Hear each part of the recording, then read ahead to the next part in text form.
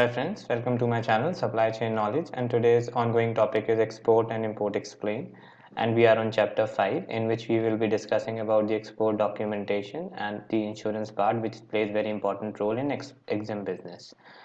So let's begin the topic with the instructor Archit, and do like and subscribe my channel for further updates on videos. मैं आपसे ये request ज़रूर करूँगा कि मेरे first 4 chapters आप जाके ज़रूर एक बार रेफ़र कर लीजिए। उसमें मैंने आपको डिटेल में एक्सपोर्ट इंपोर्ट के कैसे हम काम करते हैं, कैसे प्रोसेसेस होती हैं और एलसी की क्या इंपॉर्टेंस होती है, सारी चीज़ें बताई हैं। फिर आप चैप्टर 5 पे आइएगा तो आपको पूरी क्लैरिटी हो जाएगी एक एक्सपोर्ट और इंपोर्ट बिज़नेस की। चलिए हम कोर्स में डाइव इन करते हैं और आगे चलते हैं। इसमें एक्सपोर्ट इंपोर्ट में सबसे इम्पोर्टेंट बता रहे तो एक्सपोर्ट के रिक्वायरमेंट जो होते हैं वो एक तो होता है इंपोर्ट कोड और रजिस्ट्रेशन मेंबरशिप सर्टिफिकेट। ये मैंने आपको बता रखे हैं कि हर एक एक्सपोर्ट बिजनेस स्टार्ट करने के लिए आपको एक एक्सपोर्ट इंपोर्ट कोड चाहिए होता है। ये यूनिक होता है हर एक बिजनेस के लिए। और आपको एक रजिस्ट्रेशन और मेंबरशिप सर्टिफिकेट, ये मैंडेटरी नहीं होता है लेकिन ले लेना चाहिए। ये जब आप ले लेते हैं तो आप जितनी भी स्कीम्स आती हैं जिसमें आपके डिस्काउंट्स मिलते हैं, टैक्स में रिबेट्स मिलते हैं, उनको आपको फ़ायदा होता है, तो आपको ये ज़रूर ले लेना चाहिए। चलिए, एक्सपोर्ट रिक्वायरमेंट में सबसे इंपॉर्टेंट होता है shipping bill.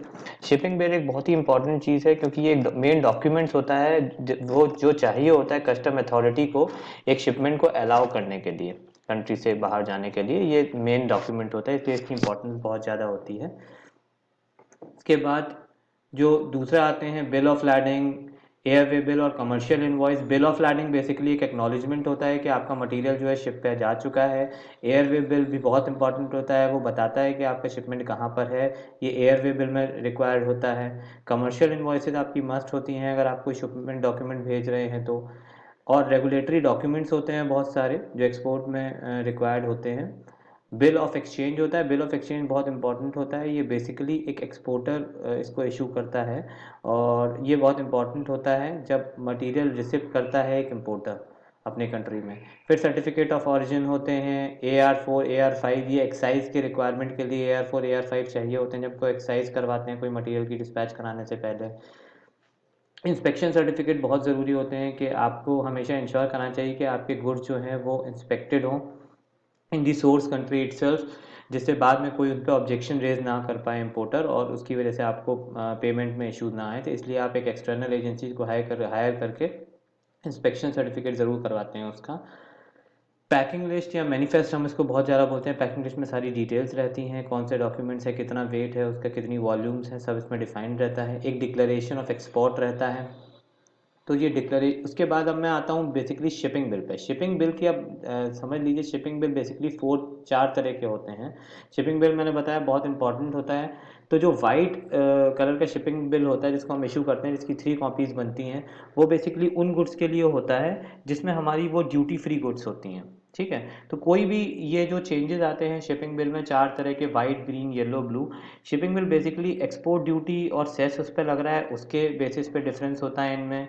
Free of duty है उसके बेसिस पे होता है। इंटाइटलमेंट ऑफ ड्यूटी ड्रॉबैक है, अगर आपको कोई ड्यूटी ड्रॉबैक कराना है उस पर होता है।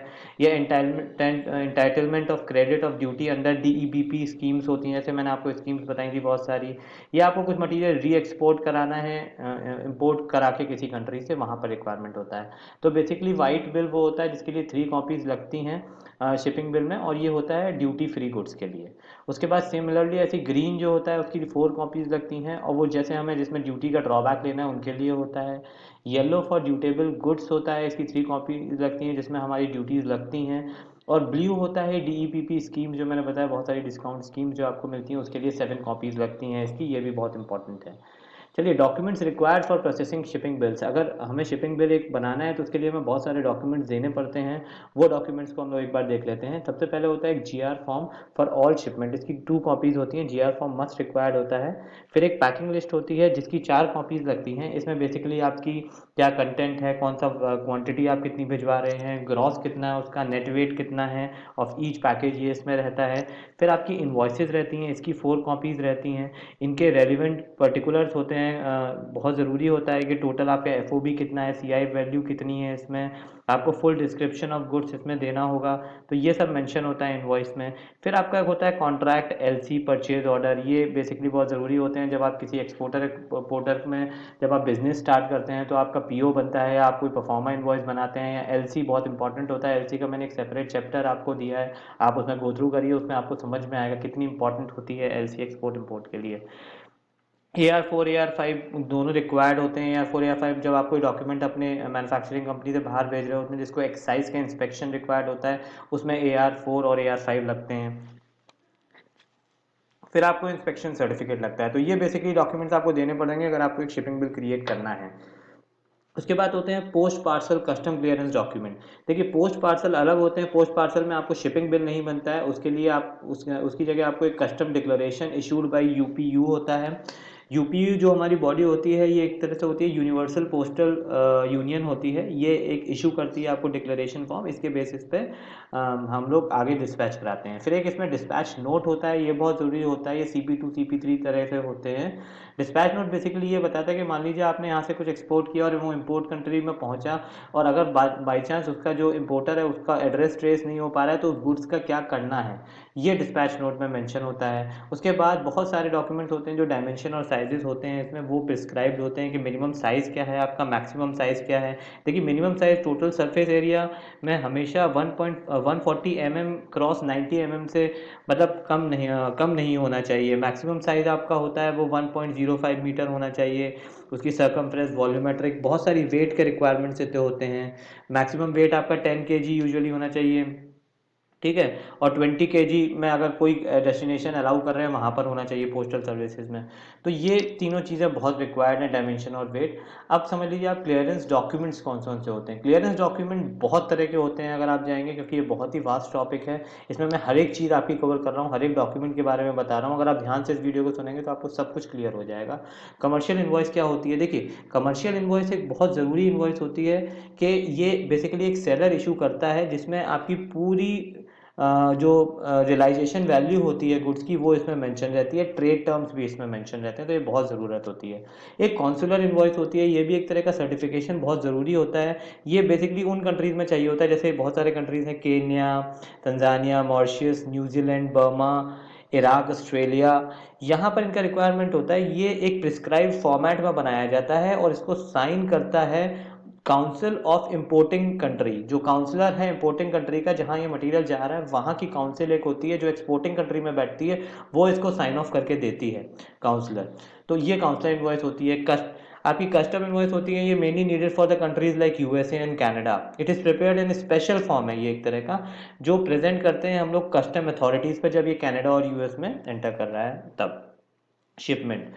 उसके बाद फिर हमारी होती है बहुत से सर्टिफाइड इन्वॉइसेस होती हैं। सर्टिफाइड इन्वॉइसेस का बहुत इंपॉर्टेंट रोल है, क्योंकि it is required when the exporter needed to certify on the invoice that the goods are of particular origin.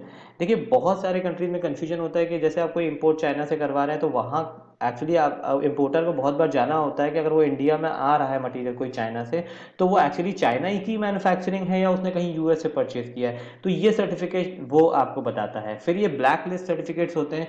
ये ब्लैक लिस्ट होते हैं सर्टिफिकेट, मैन्युफैक्चरिंग सर्टिफिकेट होते हैं। ब्लैक लिस्ट सर्टिफिकेट बेसिकली वो होते हैं, ये उन कंट्रीज के लिए रिक्वायर होते हैं, मान लीजिए जिनका कोई पॉलिटिकल रिलेशन अच्छा नहीं है किसी कंट्री के साथ, तो ये इंश्योर करना चाहता है कि जो शिपमेंट आ रही है मेरी, वो कहीं बॉर्डर्स टच करते हुए नहीं आ रही है। उन ब्लैक लिस्टेड जो कंट्रीज मैंने कर रखे हैं, मान लीजिए कोई गलत इंटेंशन हुआ उन कंट्रीज का, तो ये एक उनको ये सर्टिफिकेट चाहिए होता है, black list certificate.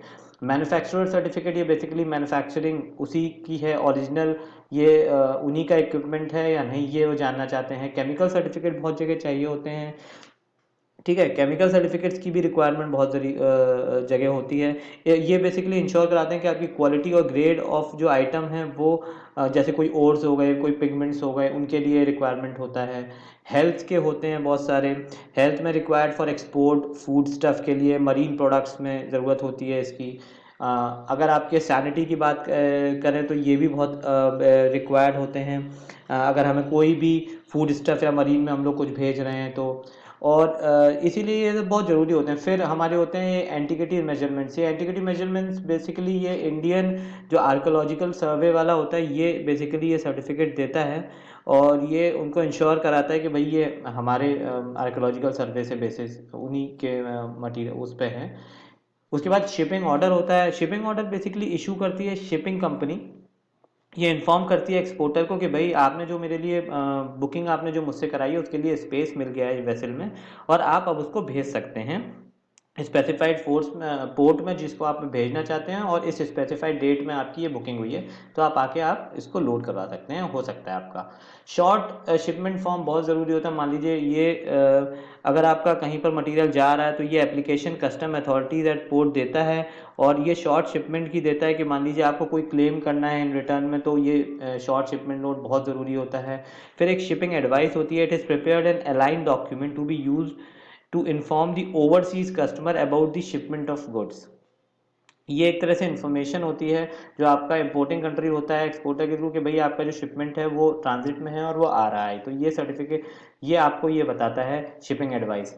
Certificate of value होता है एक। सर्टिफिकेट ऑफ वैल्यू एक्चुअली ये बहुत ज़रूरी है, इसको हम CVO और भी कहते हैं। सर्टिफिकेट ऑफ वैल्यू बेसिकली हमें ये बताता है कि अगर हमें मान लो कोई कार्गो भेजना है और उसकी क्विक क्लियरिंग करनी है, या ये बहुत बार सर्टिफिकेट ऑफ ओरिजिन की के साइड कंबाइंड होके इसको हम सर्टिफिकेट ऑफ वैल्यू भेजते हैं, क्योंकि बहुत सारे कंट्रीज डिमांड करते हैं कि मुझे सर्टिफिकेट ऑफ ओरिजिन चाहिए कि प्रोडक्ट वहीं का है जिस कंट्री से मैं इंपोर्ट करा रहा हूँ।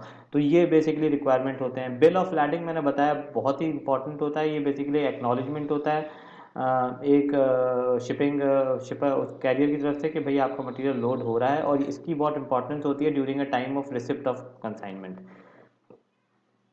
तो ये मैंने आपको सारे डॉक्यूमेंट्स बता दिए हैं। इन डॉक्यूमेंट्स के अलावा और मेरे ख्याल से एक्सपोर्ट में मैंने कुछ मिस नहीं किया है। ये बहुत इंपॉर्टेंट डॉक्यूमेंट्स होते हैं, मैंने आपको इनको डिटेल में बताया है। देखिए अगर आप मेरे ये पांचों चैप्टर्स एक बार जाके थ्रू करेंगे इसमें जो मैंने यूट्यूब में डाल रखे हैं, आपको एक्सपोर्ट इंपोर्ट का पूरी पूरी पूरी अंडरस्टैंडिंग हो जाएगी। और अगर आपको फर्दर इनमें कोई टेक्निकल स्टेप या इनका फॉर्मेट चाहिए तो आप कहीं से भी डाउनलोड कर सकते हैं इनको, लेकिन इनका पर्पस क्या है ये मैंने आपको अच्छे से समझाया है। चाहे आप चैप्टर 1 से चैप्टर 5 में एक बार जाके गो थ्रू करिए इस वीडियो को, और आपके लिए बहुत हेल्पफुल होने वाला है ये वीडियो। तो आप जाके पूरे मेरे इसको ज़रूर देखिएगा। और मैंने कुछ लिंक्स दे रखे हैं अपने डिस्क्रिप्शन में, वो बहुत अच्छी बुक्स हैं, आप जाके एक बार उनको चेकआउट ज़रूर करिए। वो भी आपको बहुत हेल्प करेंगी आपके करियर पर्सपेक्टिव से। तो thank you for this video. मैंने आज एक्सपोर्ट इंपोर्ट का सब कुछ कवर कर लिया है मेरे ख्याल से। इनको टर्म्स बचे हुए हैं विच आर वेरी जनरल, वो भी मैं एक चैप्टर में बता दूंगा। तो आपको इन 5 चैप्टर्स में पूरा एक्सपोर्ट एंड इंपोर्ट का बिजनेस पता लग जाएगा अगर आप मेरे पाँचों के पाँचों गो थ्रू करेंगे। Thank you for your time. Best of luck for your future. And thanks. Please do like and subscribe my channel for further updated videos. Thank you.